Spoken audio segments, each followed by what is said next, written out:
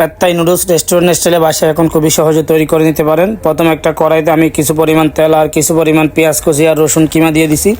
এটা যখন brown colour চলে আসবে আমি তখন 2টা ডিম দিয়ে দিব। 1:2 আমি এখানে নুডলস তৈরি করতেছি। তারপরে কিছু পরিমাণ পাতাকপি, গাজর, হালকা ক্যাপসিকাম আর কিছু পরিমাণ চিকেন আর প্রন হালকা ময়দা কর্নফ্লাওয়ার দিয়ে হালকা লবণ দিয়ে ফ্রাই করে দিয়ে দিছি। আপনারা চাইলে কাঁচা দিতে পারেন, কাঁচা দিলে পানি ছাড়ে, যে জন্য ফ্রাই করে দিছি। তারপর হালকা ঘি দিয়ে দিছি। তারপর আমি এখানে দিয়ে দিছি পরিমাণ মতো পেত্তাই নুডলস।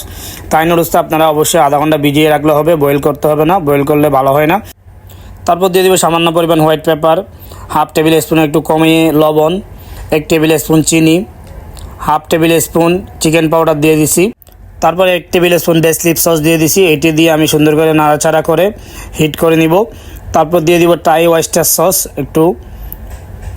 বেসলিপ সসটা হচ্ছে মূলত লাল কাঁচামরিচ দিয়ে হালকা রসুন দিয়ে ব্লেন্ড করে নেবেন। এটা হচ্ছে রেস্টুরেন্টের বাসায় বেসলিপ সস। তারপর আমি হালকা চিলি কেচাপ এখানে দিয়ে দিছি। তারপর দিয়ে দিব টমেটো সুন্দর করে আমি কিউব করে এখানে কেটে, আর হচ্ছে হালকা পেঁয়াজ পাতা, হালকা চাইনিজ পাতা দিয়ে দিছি। তারপরে হালকা লেবুর রস দিতে হবে অবশ্যই, তাই মিক্স নুডলসে লেবুর রস যাবে। তারপরে হালকা ঘি দিয়ে আমি সুন্দর করে নাড়াচাড়া করে চাউমিনটা উঠিয়ে নিব।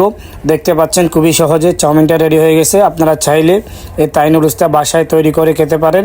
সবাই ভালো থাকবেন, সুস্থ থাকবেন। ভিডিও ভালো লাগলে লাইক এবং শেয়ার করে দিবেন। আল্লাহ হাফেজ।